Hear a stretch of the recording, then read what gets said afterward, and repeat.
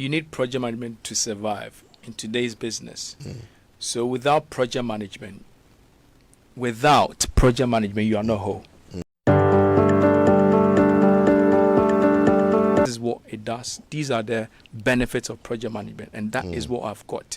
I'm telling you, you'll be the ideal candidate. And for me, it's a clear example of what we're dealing with today, in the sense that you would then be using your project management expertise relating directly to a business, or let's say a company you're interviewing for, whose business you are going to improve, because you applied it relationally. And that's what we're talking about today. Yes. I mean, it just makes so much sense. Yeah. So it's becoming super important, and people are even telling us that the pace of the project economy has just gotten started. It's just warming up. It will accelerate. So if you don't have it, let me repeat, if you don't have project management, you'll be left behind the curve. Research from McKinsey & Co. They said this, 60%, that's the findings, what they actually found out. 60% of senior executives are looking to project management competency as they look into the future. So for them, it's a top 3 priority. Now let's go to the individuals. What does this one tell you? It means if you have project management, it's likely to open a door for you. Indeed. And there was a research from PMI to back it up. In 2017, PMI said between 2017 and 2027, about 2.2 million project-oriented jobs will be created on an annualized basis every year. That's a lot of jobs. Why is this happening? Because organizations are running to projects as a means to grow, to survive. And they need project management. So now they need people with project management skills. If you talk to IBM, they will tell you they don't now look at job description, they look at project description. Wow. The dynamics are changing already. Because everybody is involved in project. Right. So what is your role there? Right. So that is how they try to define things in there. And they are training people all the time. In my organization, I have something called Competentia Month. We do it twice every year. So that year, Project Competentia Month, that year, we will read Project Man every blessed day. So we start by listing all up. So I think some of the organization could take a clue from this, take a cue from this. We list all our problems. They will start looking for answers. So we read project management. How can project management help us to deal with those problems? Do these ones. Then everybody has to read it every blessed day. Then we have a platform. You share your thought. So there's a challenge. What did you read? What challenge is it? Are you targeting? How can you solve it now? So we all discuss. Now when we do it, end of the month, we grow. You will grow because you're focusing on it. You're looking for a solution. Every day for 30 days. Somebody even said when you can go at something 80 minutes every day for 365 days, you become an expert. Natural expert. Yeah. So if you do this every month, we do it again somewhere around August, I'm turning them into expert. So that is building my organization and with dexterity, improving it. I'm exploiting, I'm exploring. Yeah. In the area of project management. It's Wow. super. It's super, and there's a lot to tell in that area. We will do more. We could look into change, the change-driven world. So there's a world of 3 C's. I call it the world of 6 C's, but I'll trim it down to the world of 3 C's. Change, competition, complexity. Now look at change. We talked about competition, so let's look at change. Things are changing. Let's do that briefly, and then we'll get our listeners to also be a part. I'm getting excited about all the information that we're sharing, but let's do the change briefly, if we will, in a few seconds, and then we can sort of get our listeners to be a part of the conversation. So let's look at change. Things are changing all the time. Now I looked this one up. How old is the world? This is what I found.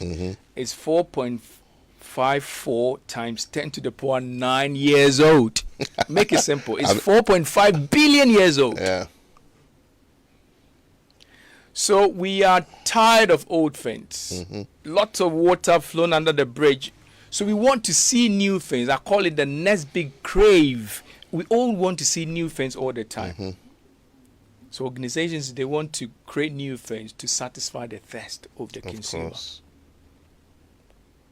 So you need to be innovative. You need to have innovative mindset. You need to be creative. You need to innovate or you die. Or you die. You need to adapt or left behind the curve. So we need to come up. That's what happened to BlackBerry. You need to come up with new things, new ways of doing things all the time. Yeah. That's why the Samsung, the Apple, I said it, the Ericsson, the Facebook, that's why they are ahead of the curve. That's how come China is one of the countries that could manage projects better than any other country. They are always ahead of you. They're making such. So when you are thinking of 4G, they are thinking of 5G. When you go 5G, they are thinking of 6G, always a step ahead. Ahead of the competition. Using project management. So it's been with us since the dawn of time. If you go to China, years ago, they've been doing this all the time. If you even go to the Bible, in the Bible, there were projects that would be managed. How did they manage it? They use project management. Project management. So it's been with us. Yeah. So change, you can't change without project. And you can't manage projects successfully without project management. So you need these changes to come in. How did multimedia grow? Maybe it started with one station. They had to grow, so they opened branches. These were projects. They managed them. Always bringing other things in. MTN, look at them. How are they surviving? How come they are ahead of everybody? I'll tell you the secret. It's project management. Now, if you go in there, they hone their ambidexterity, especially in the area of project management. So when you go for PMI National Conference, you see MTN there every year. They bring a lot of people to come and learn. They are pushing their people to become project management professionals. Right. They have PMO in there. This was a research conducted by PMI 2010, Value of Project Management. 80% of global executives believed having project management as a core competency helped them remain competitive during the recession. So during the downtime, recession, so they went around what made them stay relevant and competitive. They said it was project management. 80% of the senior executives. That is huge. Of course. Then McKinsey and Co., they are global consulting giant. They also, I've talked about, the 60% senior executive believed building a strong project management discipline is a top 3 priority for their companies as they look into the future. So when I said there's an opportunity there, and I tied that one with research from PMI, 2.2 million jobs every year, project-oriented jobs every year. And there's another one from Microsoft. They use LinkedIn Economic Graph. He reviewed that top 10 in-demand jobs. One of them is basically project manager. I'm not surprised. Top 10 project manager job. So if you are looking for an area, I'll recommend project management. So I'm not surprised at KNUST, our numbers are growing. Every year it grows. People are seeing that. Because the awareness is now being created. Organizations are being aware now, and they are asking for that scale. So the PMI, they call it a talent gap. So it means there's a big gap. Right. If you look at what organizations need in that area, project management space, and what people have got, there's a big gap. So you could take an advantage. But, I'm just going to say here on the show that, whenever we learn here on the show, we say that, number one, we bring it to you pro bono, and number two, we want to help your businesses to grow. So what we're saying here on the show today is that back in the day, about 10, 15 years ago, we'll say that project management is for the project management department, it's for the IT project management people. But we're learning here that even if you're in finance, that audit is a project. It's a project, yeah. That cash count is a project. That tax review is a project. We call it the annual general meeting is a project. Yes, everything has been project. If you're in HR, the issuance of those payroll system, that's a project. Super. If you're managing pensions, that's a project. Literally, everywhere you are in the organization, you're managing one project or the other. If you can, that's a good point. If you can all handle it as a project and deal with it properly. Exactly. At the end of the day, we have value being created. And it even helps with interdepartmental cohesion. Because I understand why you're doing what you're doing. Yeah.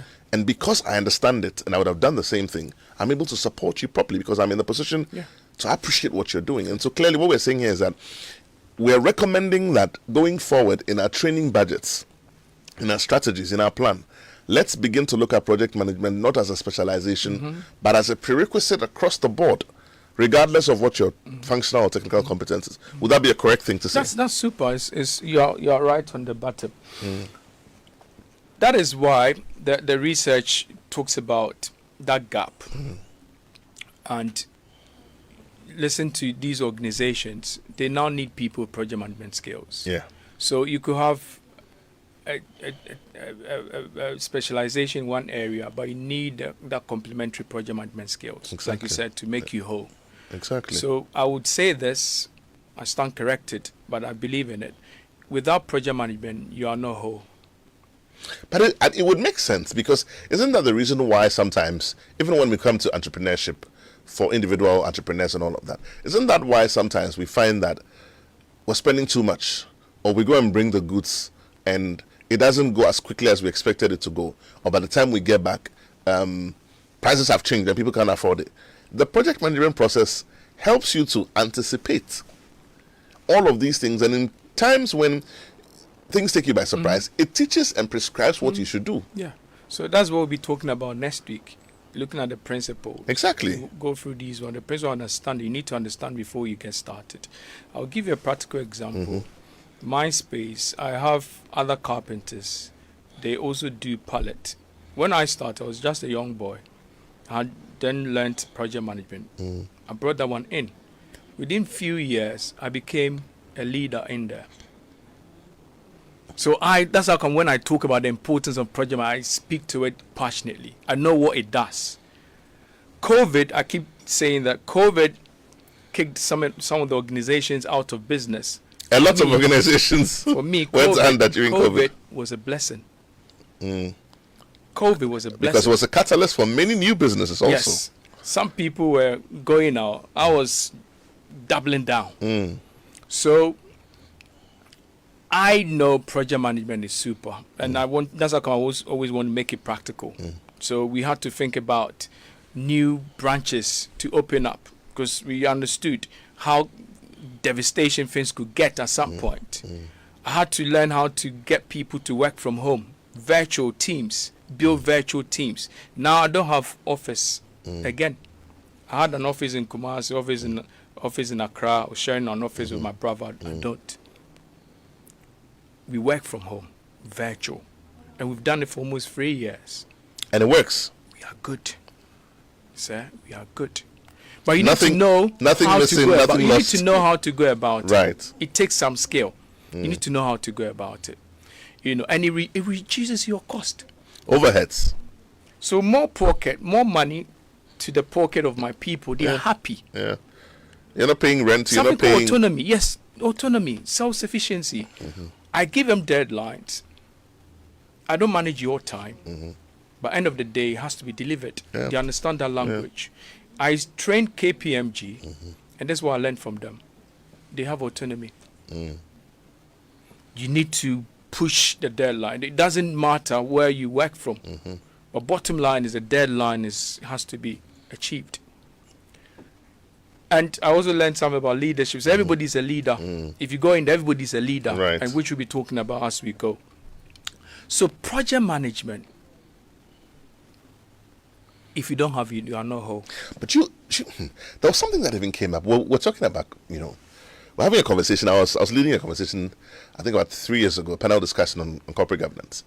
And that was when this whole work from home thing had started. And the big challenge was, how do you get people to work from home and not skive and actually deliver? And that's where the performance-driven approach came in, because it's also something that we're not, or should I say, we were not too used to in this part of the world. So people come to work for 8 hours, and the value of work they do is 2.5 hours, and they skive for the rest of the time. They're waiting to go home. They go for lunch for 2 hours. They're sitting and staring at the computer for X number of hours. Some actually dare to play computer games because no one is watching. Now, if it's target-driven, do you find that sometimes during COVID, you start working from 7, you're still in the traffic, you're in meetings already, and you're working as late as 8, 9, because I don't care where you're working from. I don't care what's going on. I'll set you up, I'll give you the connection. but you just got to deliver. That's it. So it changes the mindset. So that we've learned a lot from COVID. I created a worksheet called Stolo to help people manage their work. And in my organization, we use a Stolo to help us manage our work. Right. And it's target driven. So this is what you do. Every blessed day, you need to list what you have to do. Call it your schedule, S in there. Then go through your schedule. Let's know the critical ones. The ones that you can't push to tomorrow. These are your targets. So T, target. You rewrite it.